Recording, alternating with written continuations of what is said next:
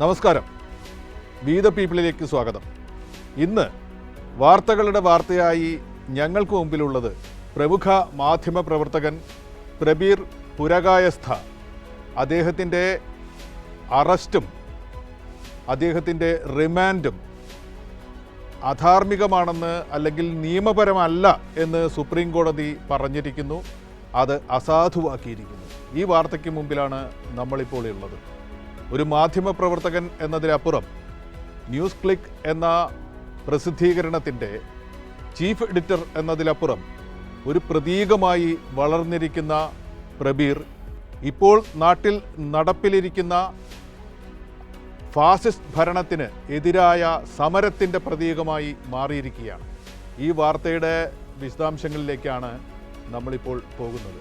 ഷമ്മി, എന്താണ് ഈ ഘട്ടത്തിൽ നമുക്ക് തുടങ്ങാൻ വേണ്ടി പറയാൻ കഴിയുക? പ്രതീക്ഷയുടെ ഒരു കണിക അവശേഷിക്കുന്നില്ല എന്ന് എല്ലാ ദിവസവും നമ്മളിപ്പോൾ ചർച്ച ചെയ്തുകൊണ്ടിരിക്കുകയാണ് ഓരോ വിഷയങ്ങളുമായി ബന്ധപ്പെട്ട്. പക്ഷേ ഇക്കാര്യത്തിൽ ഒരു നീതി എന്ന് പറയുന്ന ഒരു സംവിധാനം നമ്മുടെ രാജ്യത്തുണ്ട് എന്ന് പോലും തോന്നിക്കാത്ത തരത്തിലുള്ള നിലപാടുകളാണ് ദില്ലി പോലീസ് ഇതുമായി ബന്ധപ്പെട്ട് സ്വീകരിച്ചത്. റിമാൻഡ് റിപ്പോർട്ട് ഈ പ്രതികളുടെ വക്കീലിനോ പ്രതിക്കോ കൊടുത്തിട്ടില്ല എന്നുള്ളതാണ്. അതാണ് കോടതി കണ്ടെത്തിയ ഏറ്റവും വലിയ അപാകത. അത്രയും നീതിരഹിതമായി ഒരു മനുഷ്യനോട് പ്രവർത്തിക്കുക. പിന്നെ ഈ ഭൂമിക്ക് താഴെയുള്ള ആകാശത്തിനും സൂര്യനും ചന്ദ്രനും താഴെയുള്ള മുഴുവൻ കുറ്റങ്ങളും പ്രബീർ പുരകായസ്ഥയുടെ മുകളിലേക്ക് അങ്ങ് കെട്ടിവെക്കുകയാണ്. ഒരു ചെറിയൊരു സംവിധാനം, ഒരു ന്യൂസ് ക്ലിക്ക് എന്ന് പറയുന്ന ഒരു പ്രസ്ഥാനം നടത്തിക്കൊടുക്കുന്നു.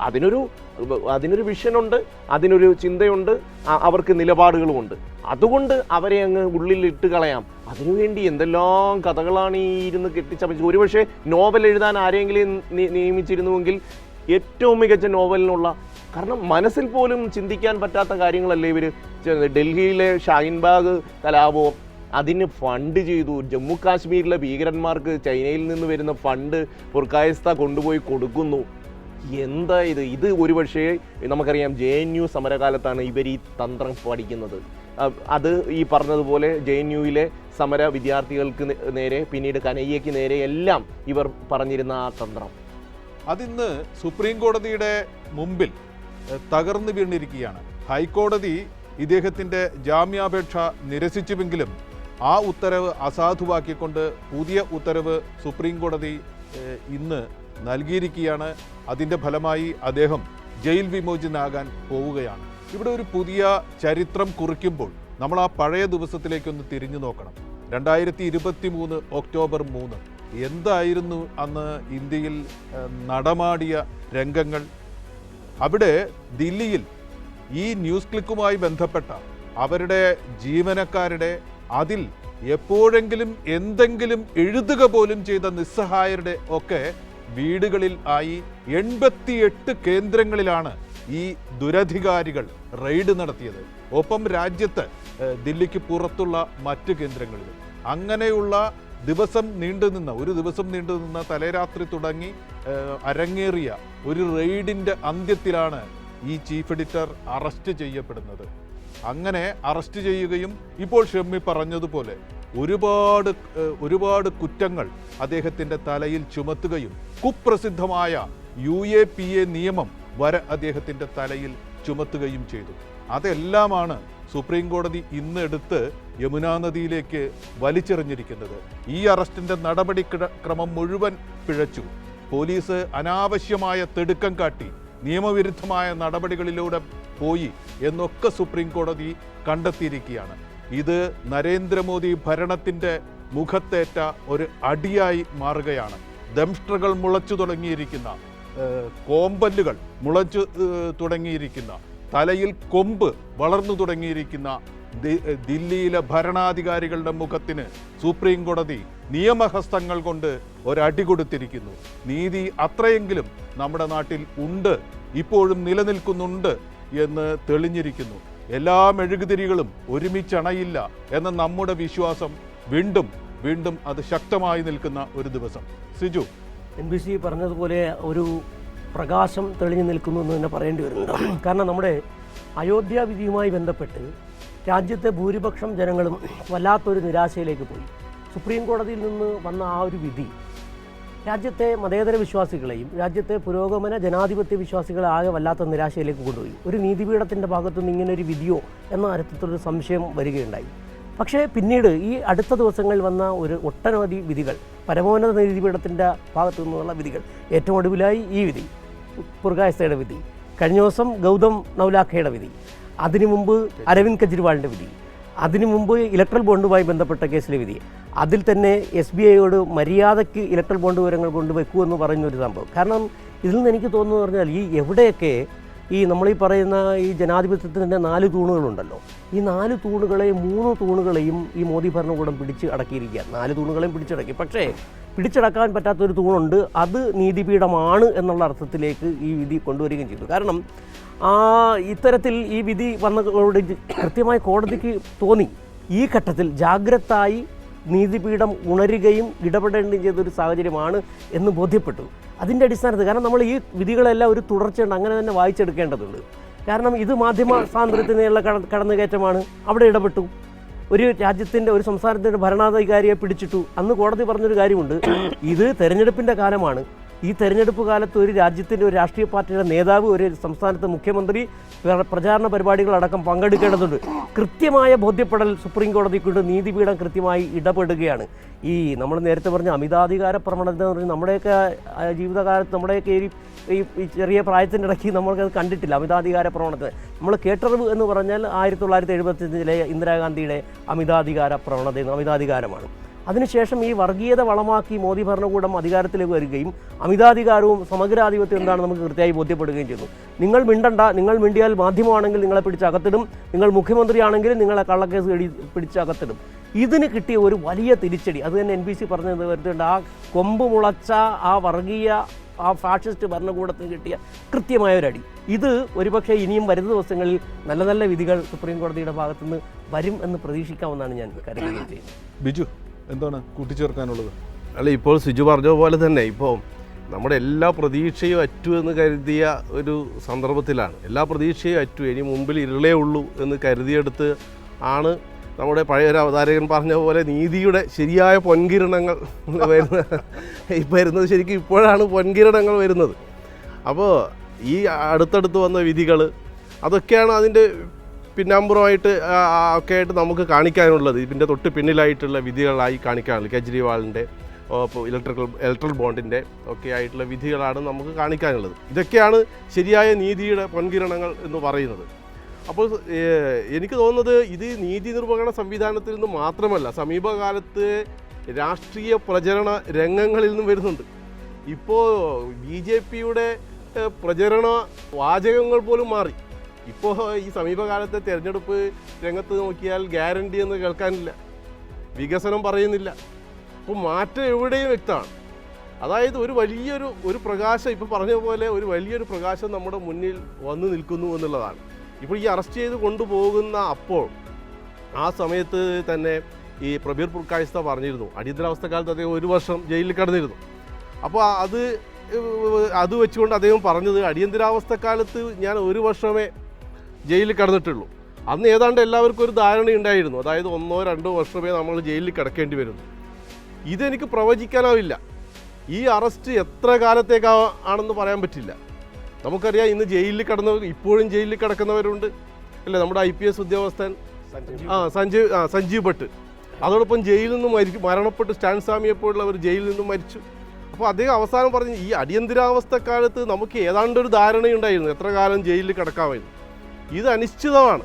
ഇത് എത്ര കാലത്തേക്കാണെന്ന് നമുക്ക് പറയാൻ പറ്റില്ല. അതാണ് ആ ഒരു പ്രതീക്ഷയറ്റ കാലത്ത് നിന്നും അദ്ദേഹം പോകുന്നതാണ്. ആ ഒരു പോക്കിനെയാണ് ഒരുപക്ഷെ നമ്മുടെ നീതിപീഠം തടയിട്ടിരിക്കുന്നത്. ബിജു പറഞ്ഞത് ശരിയാണ്. ഈ ഒരു കാലത്ത് ഭരണകൂടത്തിൻ്റെ ഹിറ്റ് ലിസ്റ്റിൽ ഒരാൾ പെട്ടുകഴിഞ്ഞാൽ, ഭരണകൂടത്തിൻ്റെ അനിഷ്ടത്തിന് ഒരാൾ പാത്രമായി കഴിഞ്ഞാൽ എന്താണ് സംഭവിക്കുക എന്നതിൻ്റെ ദൃഷ്ടാന്തമാണ് ഈ ദില്ലിയിലെ സമാദരണീയനായ ഈ പത്രപ്രവർത്തകനെതിരെ ഉണ്ടായിട്ടുള്ളത്. അദ്ദേഹത്തിനെതിരെ പലവിധ കുറ്റങ്ങൾ ചുമത്തുന്നു. 2021 തന്നെ സാമ്പത്തിക ക്രമക്കേടൊക്കെ ആരോപിച്ച് അദ്ദേഹത്തിൻ്റെ വീട് റെയ്ഡ് ചെയ്യുന്നുണ്ട്. അതെങ്ങും എവിടെയും എത്തുന്നില്ല. ഈ അറസ്റ്റിന് തൊട്ട് മുമ്പ് ന്യൂയോർക്ക് ടൈംസിൽ ഒരു വാർത്ത പ്രത്യക്ഷപ്പെടുകയാണ്.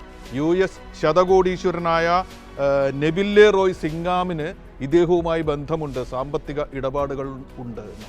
അന്നാണ് ഞാൻ നേരത്തെ പറഞ്ഞ ആ റെയ്ഡ് ഭൂകമ്പം അത് ഈ നാട്ടിൽ അരങ്ങേറിയത്. അതേ തുടർന്ന് അതിന് പിന്നാലെ BJPയുടെ MP നിഷികാന്ത് ദുബെ പാർലമെന്റിൽ ഇതൊരു വലിയ പ്രശ്നമായി ഉയർത്തുന്നു. അതിനും പിന്നാലെയാണ് ഇദ്ദേഹത്തിൻ്റെ അറസ്റ്റ് ഉണ്ടാകുന്നത്. അദ്ദേഹത്തിനെ വിധ്വംസക പ്രവർത്തനം മുതൽ എത്രയോ കുറ്റങ്ങൾ അദ്ദേഹത്തിനെതിരെ ആരോപിക്കുന്നു. രാജ്യത്തിൻ്റെ അഖണ്ഡത തകർക്കാൻ വേണ്ടി ശ്രമിച്ചു എന്ന കുറ്റം അദ്ദേഹത്തിനെതിരെ ആരോപിക്കുന്നു. കൃത്രിമമായി ഇന്ത്യയുടെ ഭൂപടം മറ്റൊരു തരത്തിൽ രചിക്കാനുള്ള ഒരു കൊട്ടേഷൻ അദ്ദേഹം ചൈനയിൽ നിന്ന് ഏറ്റെടുത്തിട്ടുണ്ട് എന്ന് പറയുന്നു. ഒപ്പം തന്നെ വളരെ വിചിത്രമായി ജനങ്ങൾ ഇന്ന് നമ്മളിത് അറിയേണ്ടതാണ്, കർഷക സമരം നീട്ടിക്കൊണ്ടുപോയി ജനങ്ങളിൽ ദുരിതമുണ്ടാക്കാൻ ശ്രമിച്ചു. കർഷക സമരത്തെക്കുറിച്ച് ഇന്ത്യ ഏറ്റവും അധികം ശ്രദ്ധിച്ച റിപ്പോർട്ടുകൾ കൊടുത്ത ഒരു മാധ്യമത്തിന് മോദി ഭരണകൂടം ചാർത്തിക്കൊടുക്കുന്ന കുറ്റകൃത്യമാണ് കർഷക സമരം നീട്ടിക്കൊണ്ടുപോയി. ആരാണ് നീട്ടിക്കൊണ്ടുപോയത്? ഇത് തുടങ്ങുന്നതിന് മുമ്പ് തന്നെ അവസാനിപ്പിക്കാമായിരുന്നില്ലേ ഈ ഭരണാധികാരികൾക്ക് എന്ന ചോദ്യത്തിന് ഉത്തരമില്ല.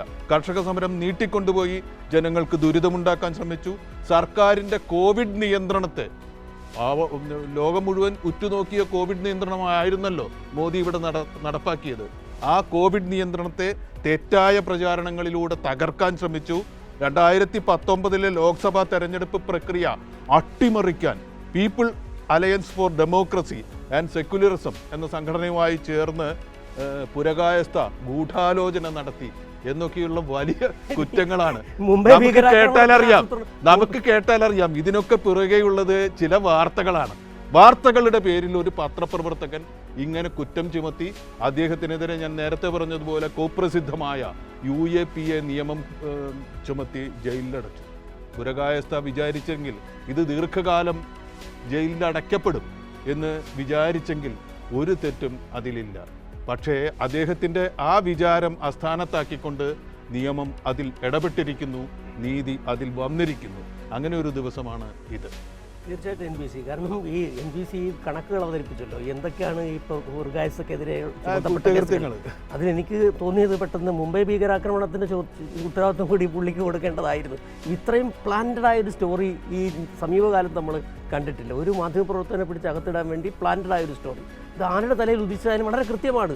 എവിടെയൊക്കെ കൊണ്ടുപോകുന്നു? അമേരിക്കൻ വ്യവസായി നെവിൽ സിംഗം, അതോടൊപ്പം തന്നെ ചൈന ഫണ്ട്, എങ്ങനെയൊക്കെ കൊണ്ടുപോവുകയാണ്. പിന്നെ ഇതിനകത്ത് എനിക്ക് തോന്നി എന്തുകൊണ്ട് ഈ പ്രബുർ പുർകായസ്ഥ എന്തുകൊണ്ട് അദ്ദേഹത്തിനെ തന്നെ ടാർഗറ്റ് ചെയ്തു എന്നുള്ളൊരു പ്രശ്നം വരുന്നുണ്ട്. കാരണം ഇത് ഒരു പ്രബുർ പുർകായസ്ഥയെ പിടിക്കുമ്പോൾ അത് ചില താക്കീതുകൾ കൂടിയാണ്. പ്രബുർ പുർകായസ്ഥയുടെ നിലപാടെന്താണ്? അത് കൃത്യമായൊരു ഇടതുപക്ഷ നിലപാടാണ്. അത് ഇവിടുത്തെ രാജ്യത്തെ കർഷകരോടും അതോടൊപ്പം തന്നെ അരികുവൽക്കരിക്കപ്പെടുന്നവരോടുള്ള നിലപാടാണ് ഈ പ്രബുർ പുർകായസ്ഥയുടേത്. അങ്ങനെ ആര് നിലപാടെടുക്കുന്നു എന്ന് പറഞ്ഞാൽ അത് മോദിക്കെതിരാണ്. അങ്ങനെ എനിക്കെതിരെ ആരാണ് എതിർ നിൽക്കുന്നത് അവരെ പിടിച്ചകത്തിടുക, ഇത് തന്നെയാണ്. അങ്ങനെ ഈ പ്രബുർ പുർകായസ്ഥയെ പിടിച്ചകത്തിടുമ്പോൾ ഇതാണ് നിങ്ങൾക്കുള്ള സൂചനയാണ്, നിങ്ങൾക്കുള്ള മെസ്സേജാണിത്. ഇനി ആരെങ്കിലും ഇത്തരത്തിൽ രംഗത്ത് വരികയാണെങ്കിൽ അവരുടെ അവസ്ഥ ഇതിനേക്കാൾ ഭീതമാണ്. അത് നമുക്ക് ഓർമ്മയുണ്ട്. അതിനകത്ത് ആരെയൊക്കെ പെടുത്തിയെന്നറിയാം ഈ കേസുമായി ബന്ധപ്പെട്ട്. CPM ജനറൽ സെക്രട്ടറി സീതാറാം യെച്ചൂരിയുടെ വീടുകളിലേക്ക് വരെ, അവിടെയൊക്കെ വരെ ചെല്ലുന്നു. അത്രയ്ക്കായിരുന്നു ഭീതിതമായ അന്തരീക്ഷം സൃഷ്ടിച്ചത്. NBC പറഞ്ഞ പോലെ 2 ദിവസത്തോളം രാജ്യത്തെ വല്ലാത്തൊരു തരം ഭീതിയുടെ അന്തരീക്ഷത്തിൽ കൊണ്ട് നിർത്തിയ ഒരു തരം അഴിഞ്ഞാട്ടം, മോദിയുടെ അഴിഞ്ഞാട്ടം എന്ന് പറയുന്ന തരത്തിലാണ് അന്നവിടെ നടന്നത്. അതുകൊണ്ട് തന്നെയാണ് ഈ പറയുന്നത്, എന്തുകൊണ്ട് ഈ പ്രബുർ പുർകായസ്ഥയെ പിടിച്ചു എന്ന് പറഞ്ഞാൽ രാജ്യത്തെ ഒരു മീഡിയയും മിണ്ടരുത്. ഈ ഗോഡി മീഡിയയുടെ കാലത്ത് ആരെങ്കിലും ഒരു എതിർ ശബ്ദം ഉണ്ടാക്കി കഴിഞ്ഞാൽ നിങ്ങൾ അകത്താണ്, നിങ്ങൾക്ക് ശബ്ദിക്കാനൊരു നാവുണ്ടാകില്ല എന്ന് തന്നെയാണ്. അവിടെയാണ് വീണ്ടും നമ്മളൊന്ന് എടുത്ത് പറയേണ്ടി വരുന്നത്. കോടതി പറഞ്ഞു അങ്ങനെ നിങ്ങൾ ആരുടെയും നാവ് അറിയേണ്ടതില്ല, ഇവിടെ ചോദിക്കാൻ ഇവിടുത്തെ നീതിന്യായ വ്യവസ്ഥയുണ്ട്. ജനങ്ങളുടെ ജനാധിപത്യം ഉയർത്തിപ്പിടിക്കുകയും ജനങ്ങളുടെ സ്വാതന്ത്ര്യം ഉയർത്തിപ്പിടിക്കുകയും ചെയ്യുന്ന, മാധ്യമങ്ങളുടെ സ്വാതന്ത്ര്യം ഉയർത്തിപ്പിടിക്കുകയും ചെയ്യുന്ന ഒരു നിലപാട് കോടതിക്ക് എടുക്കാൻ കഴിയുമെന്ന് പറയുന്നു. അവിടെയാണ് ഈ വിധി പ്രസക്തമാവുകയും ചെയ്യും. റിപ്പോർട്ടേഴ്സ് വിത്തൗട്ട് ബോർഡേഴ്സ് എന്ന് പറയുന്ന ആ സംഘടന, ആ ആഗോള സംഘടന എടുക്കുന്ന ലോക മാധ്യമ സ്വാതന്ത്ര്യ സൂചികയിൽ ഇന്ത്യയുടെ സ്ഥാനം 150-ലും താഴേക്കെത്തിയ ഒരു കാലമാണ് ഈ മോദിയുടെ ഭരണകാലം. അങ്ങനെ ഇന്ത്യയിലെ മാധ്യമ സ്വാതന്ത്ര്യത്തിൻ്റെ ആ തോത് താഴേക്ക് വരുന്നതിൽ വളരെ പ്രധാനമായൊരു കോൺട്രിബ്യൂഷൻ ചെയ്തത് ഈ ഇദ്ദേഹത്തിൻ്റെ ഈ അറസ്റ്റാണ്. മാധ്യമ സ്വാതന്ത്ര്യവുമായി ബന്ധപ്പെടുത്ത് നമുക്കിത് എങ്ങനെ കാണാം ഷമി? NBC ഈ ഒരു വിഷയം മാത്രമല്ല, ഈ രാജ്യത്തെ ഈ 2014 മുതൽ 2024 വരെയുള്ള കാലയളവിൽ നമ്മളുടെ മാധ്യമങ്ങൾ എവിടെ നിൽക്കുന്നു എന്ന് നോക്കുന്ന അതിനോട് ചേർത്ത് വായിക്കേണ്ടതാണ് പുരക്കായസ്ഥയുടെ അറസ്റ്റ്. നിങ്ങൾ കുമ്പിട്ട് നിന്നാൽ നിങ്ങൾക്ക് എല്ലാ സംവിധാനവും അർണോബ് ഗോസ്വാമിയെ പോലെ ഒരു ചാനൽ തുടങ്ങാം, വേണ്ടുന്ന എല്ലാ സൗകര്യവും നിങ്ങൾക്ക് നൽകാം. നിങ്ങൾ എതിർത്ത് നിന്നാൽ പുരക്കായസ്ഥയെ പോലെ നിങ്ങൾ ജയിലിലേക്ക് പോകും, നിങ്ങൾ രാജ്യദ്രോഹിയാവും, നിങ്ങൾക്കെതിരെ UAPA ഉണ്ടാവും. അതുപോലെ തന്നെ ഈ രാജ്യത്ത് എന്തൊക്കെ കേസുകൾ നിങ്ങൾക്കെതിരെ ചുമത്താമോ അതെല്ലാം ചുമത്തും. കാശ്മീരിലെ തീവ്രവാദ പ്രവർത്തനത്തിന് വരെ ഫണ്ട് നൽകിയെന്നാണ് കായസ്ഥയ്ക്കെതിരെയുള്ള ആരോപണം. ഒന്ന് ആലോചിച്ച് നോക്കും, ഒരു മനുഷ്യന് മേൽ ചാർത്തപ്പെടാവുന്ന കുറ്റം ഒരുപക്ഷെ ഈ ഒരു കോടതി ഇടപെടലിൽ ഉണ്ടായില്ലെങ്കിൽ കുറേ പേരെങ്കിലും ചിന്തിക്കില്ലേ, ഇവൻ ഈ മാധ്യമപ്രവർത്തനം ഒന്നും പറഞ്ഞ് ഈ പൈസ ഇത്രയും കൊണ്ടുപോയി ചെലവഴിച്ചു എന്ന ഒരു തോന്നൽ ആൾക്കാരിലേക്ക് കുറേ പേരിലെങ്കിലും എത്തിക്കാൻ ഇത്തരം ഇടപെടൽ വഴി സാധിക്കില്ല. നമുക്കറിയാം JNUവിൽ ആദ്യഘട്ടത്തിൽ വിദ്യാർത്ഥി സമരം നടന്നപ്പോൾ അന്നെടുത്ത ഈ സമീപനമാണ്, ഇവർ പാകിസ്ഥാൻ ചാരന്മാരാണ്, ഇവർ ഈ ഫണ്ട് വാങ്ങുന്ന ആൾക്കാർ. ഇന്നും ജയിലിൽ കിടക്കുന്ന വിദ്യാർത്ഥികളുണ്ട് ഈ സമരത്തിൽ പങ്കെടുത്തവർ. അങ്ങനെ ഓരോ കള്ളത്തരങ്ങൾ ഓരോ ഭാഗത്തുകൂടെ ഇവരുടെ കള്ളത്തരങ്ങൾ പൊളിഞ്ഞ് വരുന്ന ഒരു സാഹചര്യമാണ്. അവിടെയാണ് ഈ കോടതി ഇടപെടൽ ഉണ്ടാകുന്നത്.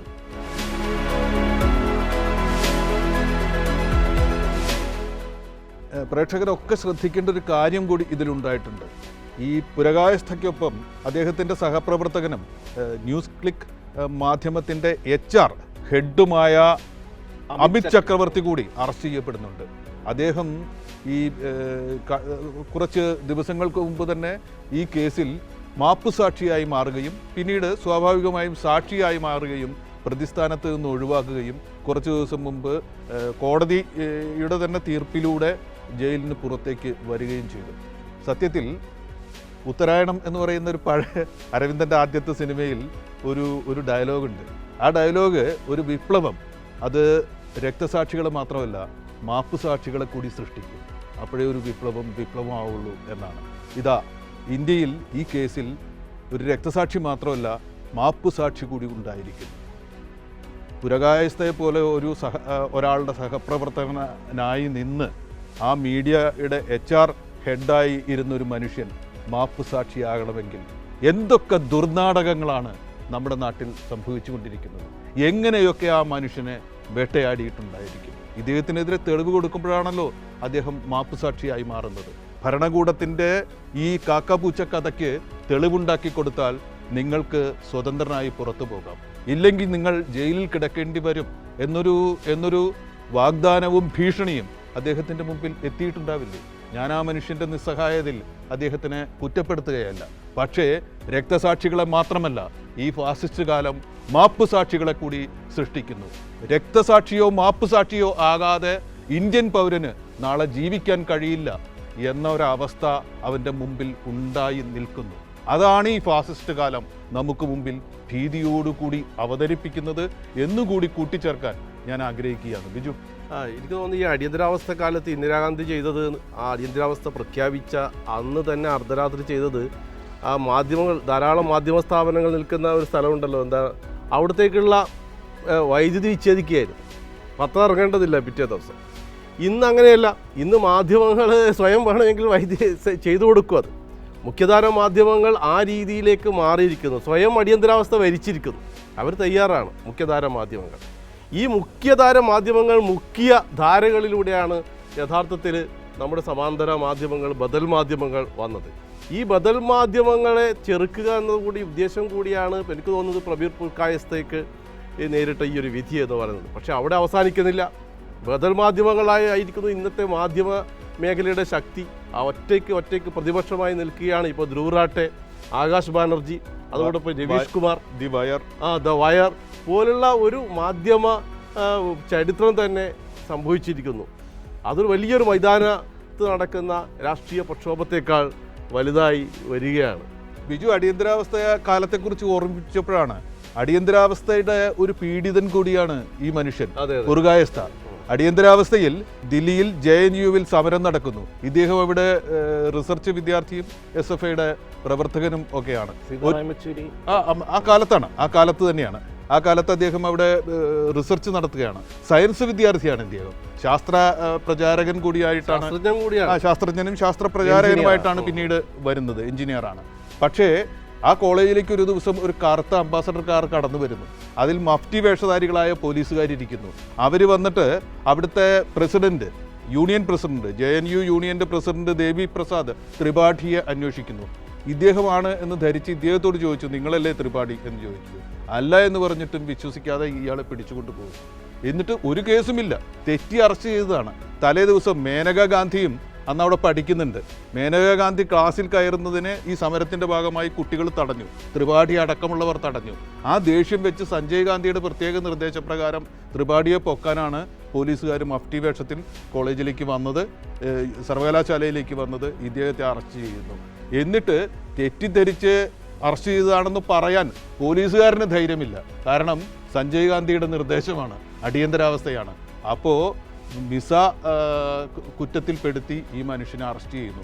അത് പിന്നീട് ഷാ കമ്മീഷൻ കണ്ടെത്തുന്നുണ്ട്. ഒരു കൊല്ലം കഴിഞ്ഞ് ഇദ്ദേഹത്തെ വിട്ടയച്ചെങ്കിലും നിരപരാധിയായൊരു മനുഷ്യനെ തെറ്റായി പിടികൂടി അദ്ദേഹത്തിൻ്റെ തലയ്ക്ക് കുറ്റം ചുമത്തുകയാണ് എന്ന് പറഞ്ഞു. ഒരിക്കൽ കൂടി ചരിത്രം ആ മനുഷ്യനോട് ഈ അപരാധം ചെയ്യുന്നു.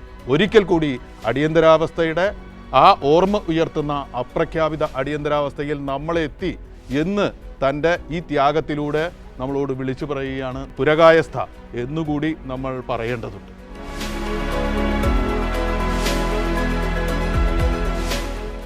കോടതി ഈ കാര്യത്തിൽ ഇടപെട്ടുകൊണ്ട് പറഞ്ഞ ചില കാര്യങ്ങൾ, ഈ റിമാൻഡ് റിപ്പോർട്ടിൻ്റെ അടക്കം ഇദ്ദേഹത്തിന് നീതി നിഷേധിക്കപ്പെട്ടത് ഡൽഹി പോലീസിൻ്റെ അവരുടെ ഹൈ ഹാൻഡഡ്നെസ് അങ്ങനെയുള്ള മുഴുവൻ കാര്യങ്ങളും കോടതി ചൂണ്ടിക്കാട്ടുന്നു എന്ന് പറയുന്നത് നമ്മുടെ ഭരണാധികാരികൾക്ക് നേരെ കോടതി നിരന്തരമായി തുടർന്നു വരുന്ന ആ ഒരു എന്താ പറയുക, ഒരു പ്രതികരണം, നീതിക്ക് വേണ്ടിയുള്ള കോടതിയുടെ ഒരു ഇടപെടൽ എന്ന് ആവർത്തിച്ച് നരേന്ദ്രമോദിയെയും അതുപോലെ തന്നെ ഈ പറയുന്ന കേന്ദ്ര സർക്കാരിനെയും ബോധ്യപ്പെടുത്തുന്നതാണ് ഇന്ന് ഈ കേസിൽ കോടതിയുടെ ഓരോ ചൂണ്ടിക്കാട്ടലുകളും. ഒപ്പം തന്നെ വേറൊരു കാര്യം കൂടി പറയണം കേട്ടോ. ഈ കോടതി ഇങ്ങനെ നഗ്നമാക്കി മാറ്റിയിട്ടും ഇവരുടെ നടപടികളെ മുഴുവൻ ചോദ്യം ചെയ്ത് ഇവർ നിലം പറ്റ വീണിട്ടും ഇന്ന് അവിടെ അഡീഷണൽ സോളിസിറ്റർ ജനറൽ ചോദിച്ചൊരു ചോദ്യമുണ്ട്. SR രാജു അദ്ദേഹം ചോദിച്ചിരിക്കുകയാണ്, അറസ്റ്റ് ചെയ്യാനുള്ള ഞങ്ങളുടെ അവകാശത്തെ ഇന്നത്തെ വിധി ബാധിക്കില്ല എന്നൊരു ഉത്തരവുണ്ടാവുമോ ഇതിൻ്റെ കൂട്ടത്തിൽ, ഇദ്ദേഹത്തെ അറസ്റ്റ് ചെയ്യാൻ, വീണ്ടും അറസ്റ്റ് ചെയ്യാൻ. അപ്പോൾ കോടതി പറഞ്ഞു, അതിൽ ഞങ്ങൾ ഒന്നും പറയുന്നില്ല, നിങ്ങൾക്കുള്ള അധികാരം നിങ്ങൾക്കുണ്ട്, നിങ്ങൾക്കത് നിയമപരമായി വിനിയോഗിക്കാം എന്ന് പറഞ്ഞു. ഇനിയും പുറകായസ്ഥയ്ക്ക് അങ്ങനെ മോചനമൊന്നുമായിട്ടില്ല, ഞങ്ങൾ അദ്ദേഹത്തിൻ്റെ പിറകെയുണ്ട് എന്ന് പറഞ്ഞ ഒരു നാണം കെട്ട, ഒരു ക്രൂരതാ മനോഭാവത്തോടു കൂടി പെരുമാറുന്ന ഒരു ഭരണകൂടമാണ് ഇത് എന്ന് ഇന്ന് നീതിയെ കോടതി ഉയർത്തിപ്പിടിച്ച ഈ ദിവസം കൂടി അവർ തെളിയിച്ചു എന്നും കൂടി പറയണം. തീർച്ചയായിട്ടും ഈ നേരത്തെ ബിജു പറഞ്ഞു വെച്ച ഒരു കാര്യത്തിൽ ഒന്നുകൂടി ഓർമ്മിപ്പിക്കേണ്ടത്, കാരണം അടിയന്തരാവസ്ഥ കാലത്ത് അന്ന് എന്തെങ്കിലും ഈ അടിയന്തരാവസ്ഥക്കെതിരെ 1-2 മാധ്യമങ്ങളെങ്കിലും, എക്സ്പ്രസ് പോലുള്ള മാധ്യമങ്ങളെങ്കിലും ഒക്കെ കൃത്യമായ നിലപാടെടുത്തു. ഇന്ത്യൻ എക്സ്പ്രസ് പോലെയുള്ള അടിയന്തരാവസ്ഥ ശരിയല്ലെന്ന് പറയും. ഇവിടെ ഒരു അടിയന്തരാവസ്ഥയും പ്രഖ്യാപിക്കേണ്ടി വരുന്നില്ല. മാനസികമായി തന്നെ തയ്യാറെടുത്തുകൊണ്ട് ഈ മാധ്യമങ്ങളെല്ലാം ഞങ്ങൾ കീഴ്പ്പെട്ടിരിക്കുന്നു എന്ന് പറഞ്ഞ വരികയായിരുന്നു. അവിടെയാണ് ഞാൻ കീഴ്പ്പെടാൻ ഒതുങ്ങുന്നില്ല, ഞങ്ങൾ കീഴ്പ്പെടാൻ തയ്യാറല്ല എന്ന് പറഞ്ഞുകൊണ്ട് ന്യൂസ് ക്ലിക്കും പ്രബീർ പുർക്കായസ്ഥയും വരുന്നത്. അദ്ദേഹത്തിൻ്റെ നിലപാട് ആ ഇടത് നിലപാടാണ്. 75-ൽ അദ്ദേഹം എടുത്ത നിലപാട് അതുതന്നെയാണ്. ഇപ്പോൾ അതിഭീകരമായ അവസ്ഥയിൽ അതിനെതിരെ വീണ്ടും അതിനേക്കാൾ ഭീകരമായ അവസ്ഥയിൽ വർഗീയതയ്ക്കെതിരെ കൂടി പോരാടേണ്ടി വരുന്ന ഒരു സാഹചര്യം. അതുകൂടി തന്നെയാണ് ഈ വിധി പ്രസക്തമാകുന്നത്. പിന്നെ ഒരു പ്രശ്നം എന്ന് പറഞ്ഞാൽ എനിക്ക് തോന്നുന്നു നമ്മൾ ഈ മീഡിയയെക്കുറിച്ച് സംസാരിക്കുമ്പോഴേ ഈ മൊത്തം ഈ ഓശാന മാധ്യമപ്രവർത്തനത്തിന്റെ കാലം ഇച്ചിരി ഒന്ന് കുറഞ്ഞു തുടങ്ങിയെന്ന് തോന്നുന്നു. കാരണം തുടങ്ങിയിട്ടുണ്ട്. സി ന്യൂസിലൊക്കെ സുഭാഷ് ചന്ദ്ര സി ന്യൂസിന്റെ ഈ ആദ്യമൊക്കെ അദ്ദേഹം MB ഒക്കെ ആയിരുന്നു.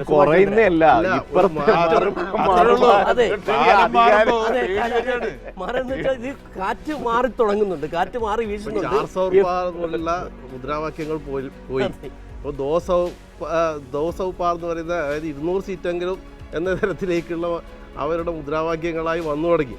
അപ്പോൾ മൊത്തം മാധ്യമങ്ങൾക്ക്, BJPക്ക് മൊത്തം ഒരു ഇളക്കം സംഭവിച്ചത് മൊത്തം മാധ്യമങ്ങളും ഒന്ന് ഇളകി. BJP ഇളകുമ്പോൾ മാധ്യമങ്ങളും ഇളകി എന്നുള്ളതാണ്. ഇന്ത്യ സഖ്യത്തിനെങ്ങാണോ അധികാരം കിട്ടി, ഞങ്ങളായിട്ട് ഒന്ന് തള്ളി കൊടുത്തു എന്ന് വരുത്താൻ വേണ്ടിയുള്ള സമീപകാലത്ത് അത്തരം ഒരു ഇളക്കം ശക്തമായിട്ടുണ്ട്. ഈ വാർത്തയുടെ വിവിധ മാനങ്ങൾ പ്രേക്ഷകരെ അറിയിക്കാനുള്ള ഞങ്ങളുടെ ശ്രമം ഇവിടെ അവസാനിപ്പിക്കുകയാണ് സമയപരിധി കൊണ്ട്. പക്ഷേ നമുക്ക് മുന്നിൽ പ്രതീകമായി ഉയർന്നു നിൽക്കുന്ന ഈ പ്രബീർ പുർഗായസ്ഥ എന്ന മാധ്യമപ്രവർത്തകനെ ഞങ്ങൾ ഇന്ന് വണങ്ങുകയാണ്. നാണം കെട്ടു നിൽക്കുന്ന മാധ്യമപ്രവർത്തകരുടെ സമൂഹത്തിന് അഭിമാനം പകർന്നുകൊണ്ട് നിങ്ങളുടെ വിജയം നേടിയിരിക്കുന്നു.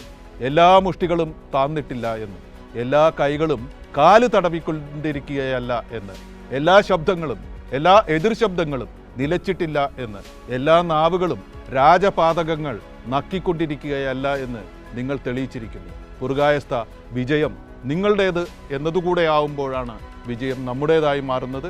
നിങ്ങൾക്ക് എല്ലാ വിജയാശംസകളും നേരുന്നു. ഈ പരിപാടി ഇവിടെ അവസാനിപ്പിക്കുന്നു. നമസ്കാരം.